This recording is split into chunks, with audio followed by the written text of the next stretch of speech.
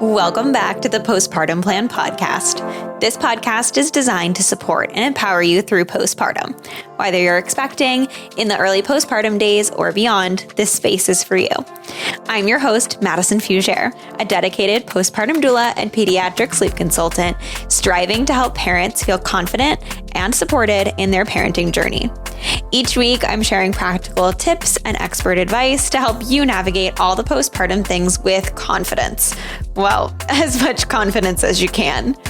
Let's embark on this journey together, making your parenthood as serene and supportive as possible.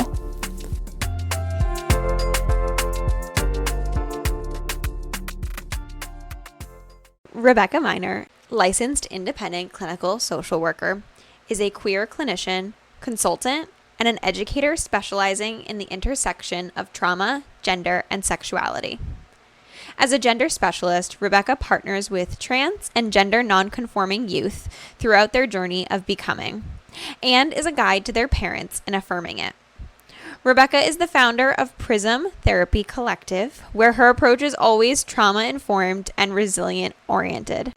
In addition to her work, Rebecca is a part-time faculty at the Boston University School of Social Work and has provided cultural responsiveness trainings and consultations to organizations, schools, and businesses for the past decade.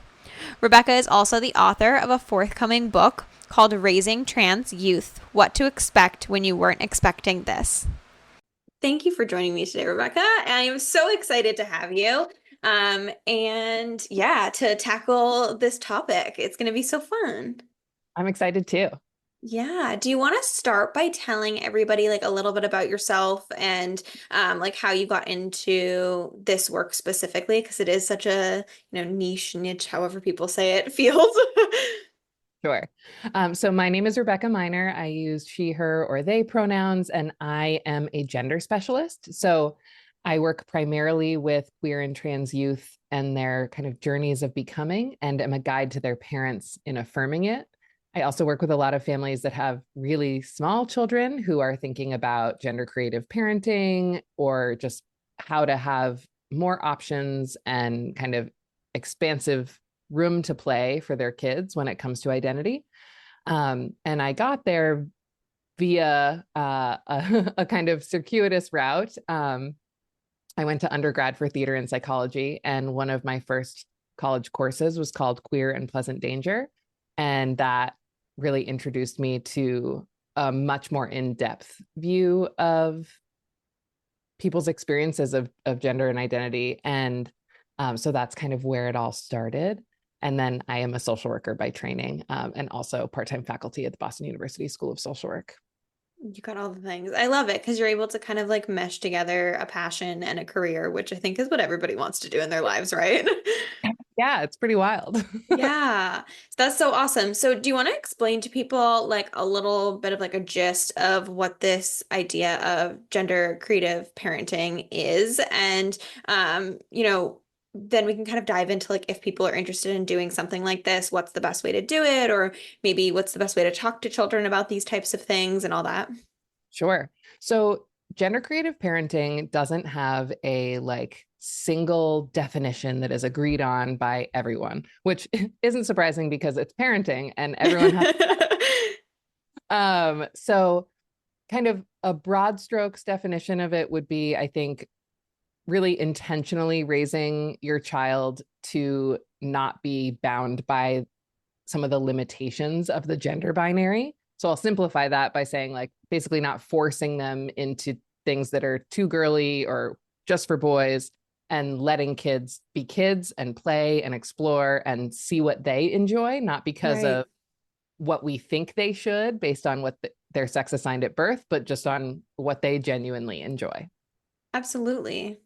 I think that's so cool because I think that this generation especially, I feel is more welcoming of the more creative aspects of life.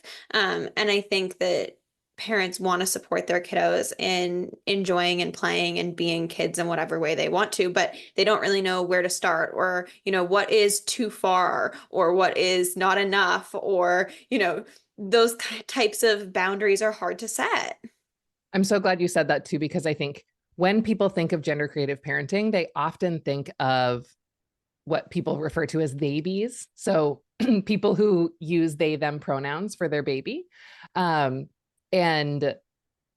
have kind of created this narrative that isn't an accurate depiction of gender creative parenting, but one in which like there are no colors, like kids only wear beige and them pronouns and don't have gendered names. And it's like, it's impossible to raise a child like that.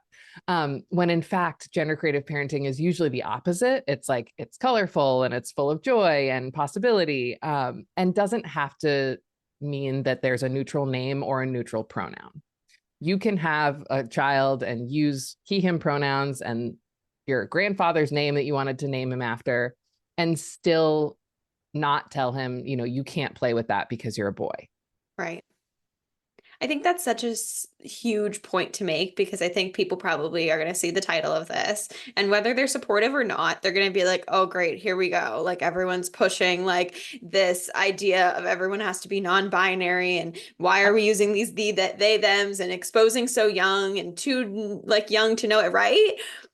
Yeah, you just named like half of my blog articles on my website just now. Oh, perfect. Go check out the vlogs, guys. I'll put them in the show notes below.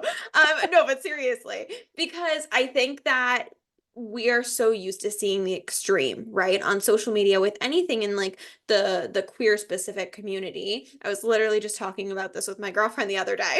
I was like, it's so hard because all of the articles and all of the things that come out are going to be the crazy things that make people feel a certain type of way. So you're not seeing the, you know, more realistic side of it, which is, yeah, okay, great. You want to play with a truck? Go for it. You want to go dress up like Elsa? Go for it. Like, do whatever you want to do and what makes you happy, kind of parenting. And I think that that's really important for people to know that they don't have to be going so extreme one way or the other. Yeah. Absolutely. Now, do you want to explain and kind of like walk parents through, okay, if they I guess there would be two situations. Maybe we have somebody who's pregnant that's listening in and new parent wants to start it off and like doesn't know where to start when it comes to parenting like this. Or maybe we're listening and somebody has kids already that are kind of playing and they want to be more accepting and inclusive in what their child's playing with or how they're going to treat their child or let them act. So is there a specific way that we can kind of help those types of parents or tips and tricks or ways that you start that kind of parenting conversation with your clients? Yeah, I think it's never too early to start thinking about that. And the sooner you kind of make space for it in your process, I think the easier it is. So like if part of your pregnancy journey is also thinking about things like how do we want to decorate the space our child's going to inhabit? Because even those early thoughts will determine the path here of like just how heavily gendered you're creating a space, right? Are you have Absolutely. a gender reveal or not?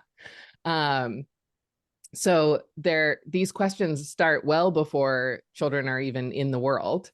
And it's a great time to notice any assumptions or like feelings you might have about wanting to have a child of a particular gender or the other. Because again, the more you kind of wish and hope for very specific things based off of assumptions that you have about gender, the more of a setup it is for both you and your child to potentially be disappointed. Um, Right, right. Well, and because if something not does be, happen down the line, right. Sorry, I didn't mean to cut you off, but I'm like, yes, because if something happens, and you're expecting to have a boy who loves to do all these sports, and then you get a boy who wants to be in theater, you're gonna feel disappointed, and that's not fair to any child, right? exactly. So, you can set everyone up for success by like trying to see them as humans whose gender happens to be a part of who they are, but not doesn't determine everything about who they are and what they'll love and who they'll love. So I don't think it's too early to start thinking about it. The Gender Creative Child is a great book by Diane Ehrensaft, and I would recommend that as something to look at.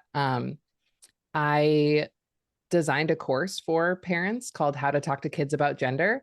And everyone always assumes it's it's for parents of trans youth. It's not. It's just literally for anyone who has children or takes care of children, um, to start to unpack some of your own assumptions and ideas around gender, because we all have them. I We was were gonna all say that's got to be where it all stems from, right? we're all socialized to believe all of these different things. And for many parents, it's like, okay, I want to do this better than my parents did, or Right. differently. And so, but many folks don't have the tools for that. And so we find ourselves just in kind of generational patterns. And so to me, this work is about generational change of like, if you want your kids to grow up feeling like they really can be whoever they are and love whoever they love and all the things, that has to start early, and it has to be modeled as possible from an early age. And because when I talk with people who are older, it is these tiny moments from childhood where they're like, I remember when my aunt told me I couldn't play with that doll because, Right. um, And the aunt probably didn't realize she was saying it in the moment. It sometimes just is so subconscious, these things that come out of our mouths, right? oh, absolutely, absolutely. And I don't want to instill fear in parents who are already saying the wrong thing all the time. But that's why I made this class, was really for people to feel like, okay, I'm going to actually know what to say and have answers for when my kid comes home and says, my friend Timmy wore a dress to school today. I thought dresses were for boys. How are you going to respond to that question? Um, Right. and it doesn't have to be a big deal. It doesn't have to be like, come sit down and watch my PowerPoint presentation on depression, but could just be like, oh, well, where did you get the idea that dresses are only for girls? And you can go from there and just have those conversations. So I think that those are helpful tools for kind of anticipating the future, or if you're Hmm. already in it. If Yeah. you're already in it, especially, I would think about the space that your kids spend a lot of time in, and whether or not there are options for them in terms of their types of play and the types of toys that they play with. Mm. Another blog that I can send you the link for is Hmm. about whether or not to buy gender typed or gender neutral toys. And there are actually benefits to all of them, and the benefits are different. So I believe it's best practice to have some of everything, if possible. And that, it's not always going to be like, I'm not, this is the point of this is not to go out and spend a ton of money on things. These things don't have to cost money even, but just to give kids like things to play with, like pots and pans can still be toys. They don't have to be expensive, but Right. toys that are designed for girls are usually caretaking toys. They're toys about nurturing and taking care of other people, whereas boys' toys tend to be about spatial awareness and help with like spatial reasoning and math skills. Hmm. And those are all things that I think all children should. Right. And so having a mix of both is great for your kids' brain development and potentially identity development, to just have the freedom to explore and play with, whether it's trucks or dolls or whatever else. Um, Absolutely. Dress ups is really my favorite. One Hmm. recommend for people is making sure that you have variability in your options for dress ups. And again, that can be like random crap from your closet. Oh yeah, go to a thrift store or your neighbor who's donating their clothes. Like it doesn't need to be a whole purchased outfit. No, not at all. But getting a mix of like accessories and things that can be, this could be a skirt or it could be long hair if I wear it on my head. Yeah. And things that just give kids opportunities to role play and take on different identities. And that's another great way and healthy way for them to explore. And that's so important. I mean, I worked at a daycare as an infant teacher, but then I also got to oversee classrooms from infancy through pre-K. And it was very apparent when you would go into the classrooms, right? Like you would see the boys building and playing with cars, and you would see the girls doing arts and crafts and dress up, right? And then I often would go into classrooms and sometimes see some of the opposite, which made me really happy. And oftentimes, it would be because parents made a logical effort to provide their children with these different opportunities, or it would be like, oh, I have a little sister, and so I have a baby doll too, right? Or I have an older brother, and so I love playing with dumpster trucks, or like, And Yeah. so it's so interesting because then they don't see things, right? Like children are just so pliable minded. Right. And so if they don't see it, they don't know that it's possible. They don't know they're allowed to play with something. Right. So yeah. And same Absolutely. stories and characters and people that they're Yeah.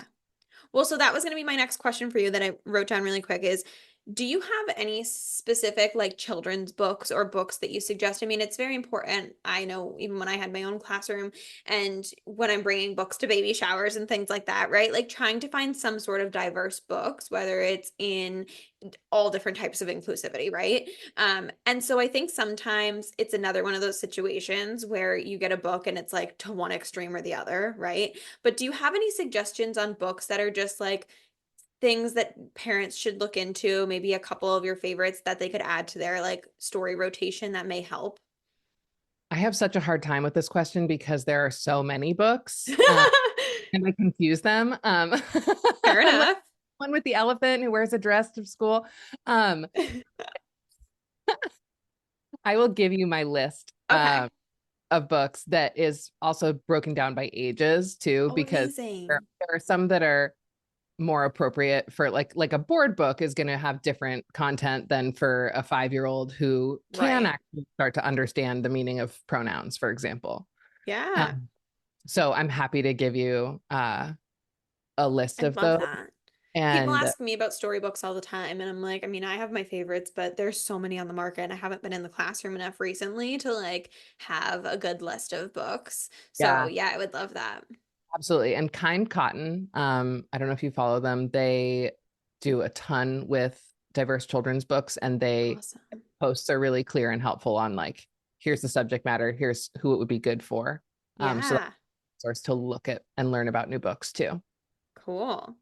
And then the other thing that I had written down that I thought about when we were chatting was we mentioned, right, like you maybe everybody has this memory of their aunt saying something specific, which leads me to think about like a lot of family assumptions, right? And generational assumptions.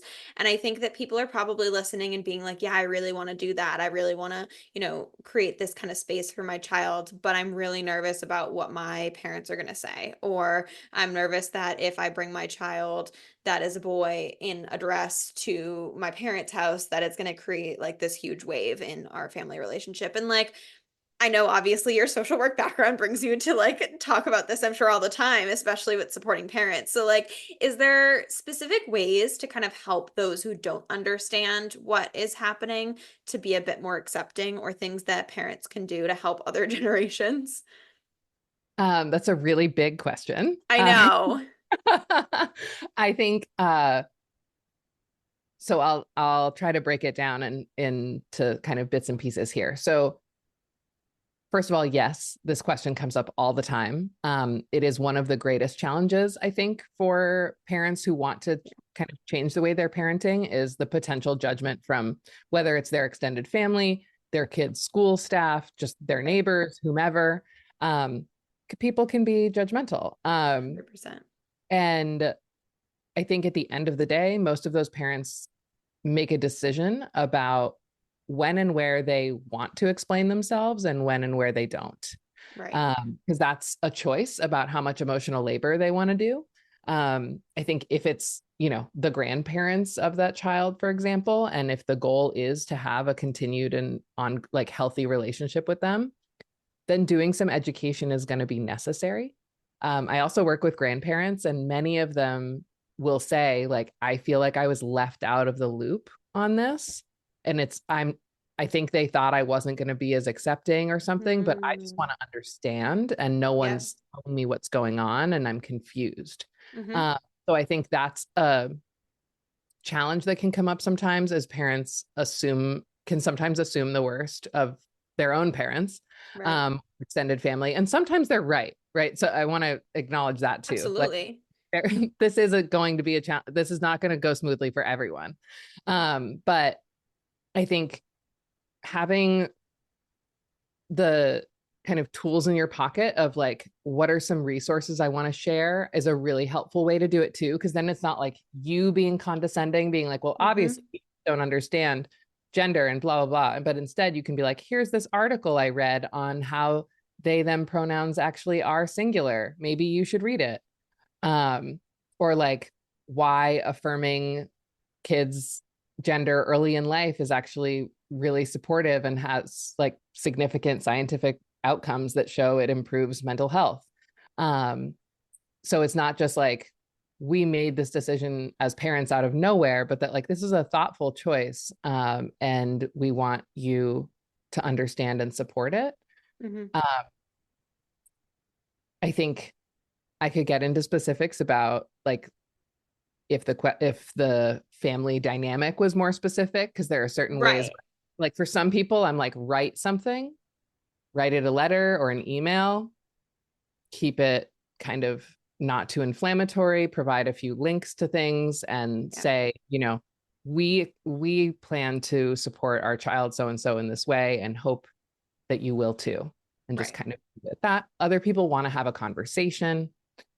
All depends on the dynamics at I play. was just gonna say it depends on the person, right? I mean, everybody has a different family dynamic, and I'm sure that, like you said, I feel like a lot of this is people experiencing their own trauma and then deciding to try to change that or try to like right like parenting is all about like I'm going to do the same thing that my parents did to me or I'm going to do the opposite. Right. Like, and so I think that for a lot of people that are wanting to go down this type of parenting realm is going to be a lot of, okay, well, my parents didn't support me in this manner and I want to do that for my kids. And so it can be really nerve-wracking. Yeah. But I think, yeah, having resources and sharing that, like I always say to my postpartum doula clients, like throw me under the bus and make me make the wave. So, like, same thing with an article, like, be like, hey, here you go. I heard this on a podcast, or my therapist gave this to me. Even if, like, you're lying, you guys, we give you permission to lie on our behalves. My blog is there for a reason. I love it. Like seriously. And it it really takes that edge off sometimes. And also, I mean, same thing goes for literally having sessions with people. Of I sometimes work directly with parents on like how to navigate these processes. And I've also done parent and grandparent sessions where it's like, okay, we're all going to come together to talk about our fears and concerns about this, but like how we all at the end of the day really want to show up for this grandchild and child. Right. Well, because that's the thing. At the end of the day, everybody just wants what's best for these tiny humans. I mean, and figuring out whatever way we can do that to support them to be the best humans that they can be and feel as like supported and loved as they can be is all everybody wants. Right. So I love that. I love that. Now, do you have any other like big questions or concerns that people bring to you when it comes to these types of topics that you hear coming up a lot that you think might help any listeners? I think a big one that comes up a lot is that like kids will be confused That's a good one. if we let them be more neutral or expansive at home and then they go to preschool. Like, are we setting them up to be bullied or to Hmm. not the other kids? And um the reality is kids are really like malleable. Hmm. And yes, they will go to school and someone will say to them like that's not for boys or whatever. But if you have those conversations at home of like, not everybody's family talks about this, but unfortunately, some people's parents don't let them play with certain things because they're a boy. Yeah. And that's not what we believe. But here's how you can respond to somebody when they tell you you can't be wearing a dress or you can't have nail polish on or you can't whatever, and practice that with your kid. Hmm. Uh, but otherwise, like kids just aren't confused. And even the kids for whom, and I know, like personally know a handful of kids who were raised with they, them pronouns until they declared at one point or another that they wanted to use a particular set of pronouns. Hmm. And all of those kids are really well adjusted kids. Like they're doing well in school, they have friends, they have their Right. family, like everything is fine. So, Hmm. like, one screwed them up by doing the they them thing for early in life. Yeah. I think the other thing I hear a lot when people are talking about that, like they're going to be confused thing, is I hear a lot of people being like, oh, like when I was a kid, or like I knew a kid who was just more of like a feminine boy or more of a masculine girl. And if they knew that the option to like be the opposite was an option, that might have confused them. And then they may have like changed their mind later down the line. And there's this like, we don't want to coerce children to be one way or the other. And is there anything that like, or boundaries to that we should set in place? Like, is there too far to go that you're then like you are not coercing? I hate that that's like the word that's coming to my mind, but like right, like making them think that they need to be one or the other or something like that. Yeah, I mean, I think if you're pushing that, like, well, if you don't like being a girl, then your only other option is to be a boy, right? Or did I Right. say that? Yeah. Yep. Um, then yeah, that's not okay. This should be a child-led process. I think that's Is what I'm thinking huge. about. Yep.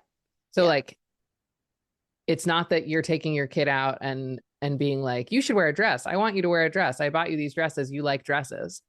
But instead going to Target or wherever you are and being like, hey, we have a fancy party to go to. What might you like to wear out of all the things you see here? Hmm. And see what they're drawn to. Like, and they may surprise you. They may go right for the stereotypical thing. They may go for something totally different. But either way, it's all information Yep. that can also lead to better communication.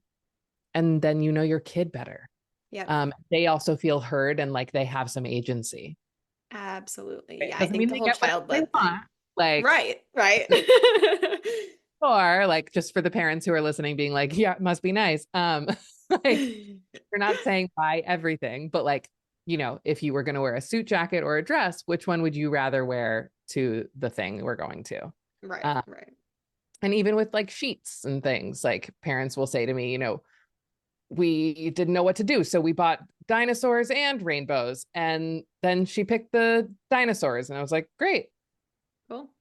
Well, it's cool. just like you think about giving a child an option at all, like as a whole. I work with a lot of families that are, their kiddos go to Montessori school or they're trying to teach them in a Montessori based program, which is a lot more independence. And so that reminds me a lot of it, right? Like, and with most kiddos, you do it anyway. You don't want them to throw a fit. You're going to pick out two outfits and ask them to pick one. Great. Then do the same thing, but give them like variety in their options. And I Exactly. think that, like you said, this whole it's child led is so important to remember because I think people are like, well, if I start doing this, it's going to go like completely one way or the other. And it's Oh, like, and no, you're not just going to let make your them. kid anything. Like Yeah. it is not possible to make someone queer or trans. That's Yep. not how it works. So I Yep. just want to say that uh, bluntly and clearly for anyone who's sitting with that potential doubt. That's not how it works. Um, and if you do have a kid, right, and this is another question that comes up is like, how do I know the difference between my kid just being curious and like maybe liking? I met with some parents, they were so cute. They were like, our son just calls it being fancy, which I love, I right? And love so that. like, maybe he just likes being fancy. That doesn't mean he wants to be a girl or Hmm. like wants to transition down the line. And Hmm. so I think being thoughtful of like, we don't have to jump to the conclusion of like, oh my God, my kid is trans, or like, oh my God, we need to go out and hire a specialist immediately. Like, I love when people reach out to me like that. And I'm just like, that's okay, great. No, I'm glad you're expressing some questions. Yep. You have a kid who's just exploring and enjoying life. They're 3 or something. So like call me in a few years if if this Well, is I still think, yeah, I think it goes right back to the point that we said of like children are don't know any better. Like, right? Like they're just thinking it's just clothes. They're not thinking this clothes makes me a girl, which therefore makes me transgender, right? They're just being like, this is just what I want to wear. right, So we have to kind of, I think, sometimes lower our, say that one more time. supposed to wear to preschool. Like you have to Right. be fancy. Yeah, gotta be fancy. I love it. But I think sometimes as adults, we have this like high mind thinking. It's like when children do something like that may or may not be sexual by accident, and we're like, oh my gosh, and we like over sexualize. It's like they're 2 years old. It's the same Right. idea. Like lower our thought process on it to, okay, what are they thinking this is? They're just thinking they want to be fancy for preschool. They're Right. not thinking I'm wearing this because I like wearing a dress, which means I want to be a girl, or I want to be a feminine boy, or I want to be gay, or whatever it may be, right? And I think that's the most important part to remember is like you said, child led and lowering our adult mindsets, right? Yeah, the adult panic, that's the thing that makes it a big deal, right? Yes, That's when I get the calls. absolutely. And rightfully so. You know, parents, I think, oftentimes feel out of their depth around gender Right. because it's not something that any of us grew up talking about really. Hmm. Uh, and certainly eight generation dependent too. Like some of the parents I work with who are in their like 30s, or especially early 30s, seem much more open and flexible around some of the like gender expansive ideas. Hmm. Whereas older parents are like, this is not what I signed up for. Right. And it makes sense because it's all they've ever known. Um, so yeah, I think there's an exciting kind of shift happening Hmm. in parenting. And of course, not everyone everywhere. But um for the kids I've seen really have options, I think it's done them well. Right. Um, It I makes more personally, well-rounded children. yeah, yeah. I was gonna say, I personally had a pretty like genderless, or not, I should say genderful, um, upbringing of like, I lived on a pond and I like played with the boys in the neighborhood and I wore overalls, but I also like had dolls and really Yeah. liked hair. And like, no one told me that there was something I couldn't do until I was on softball. Or no, I was in baseball and they were like, it's time for you to leave and go to softball now with the girls. And I was like, this sucks. It's like, I don't want to do that. No. Uh, but like up until that age, especially, kids are not busy with like kids will be curious, like, what are you? Because that's the only way they have to like construct ideas around like you'll hear kids on the playground be like, are you a boy or a girl? And whatever the answer is, they'll be like, okay, do you want to play? Yep. Uh, like they don't care what the answer is. They just want to know what's Yep. happening before they embark on this play. So I'm totally off on a tangent now.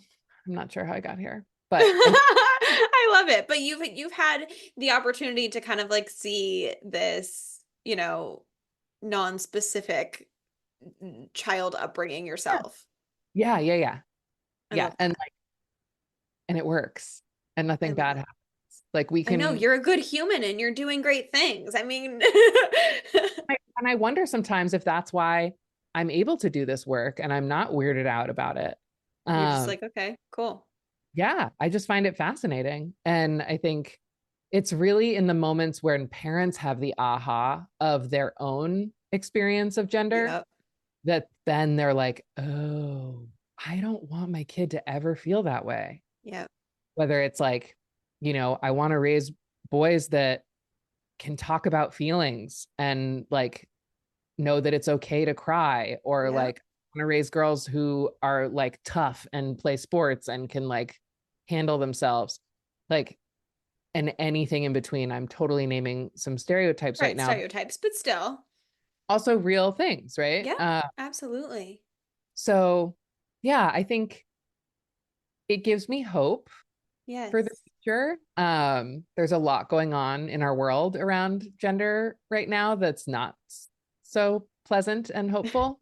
But the future of children, I think, to me is really comforting. And like more and more young people are coming out as non-binary, not because it's in the water or it's contagious, but because we're finally allowing people to be who they are. I think that's so important. And I appreciate you sharing all the knowledge. And I will make sure to link all the blogs and the information about the books and all those things below.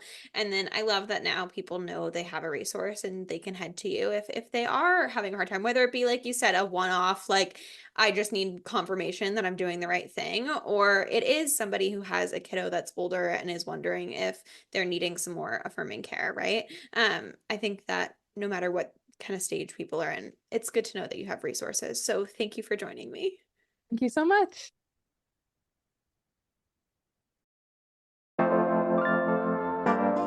Thank you so much for tuning into the Postpartum Plan podcast. I hope that today's episode brought you support, relatability, and valuable insight. Remember, you're not alone on this journey. If you enjoyed the show, please subscribe and leave a review and share with any of your prenatal and postpartum friends and family. Your feedback helps us reach more parents seeking support. And if you're looking for additional resources, please feel free to connect via Instagram at Serene Moments Doula for constant information, tips, and tricks, or check out my website, www.serenemomentsdoula.com. See you next week.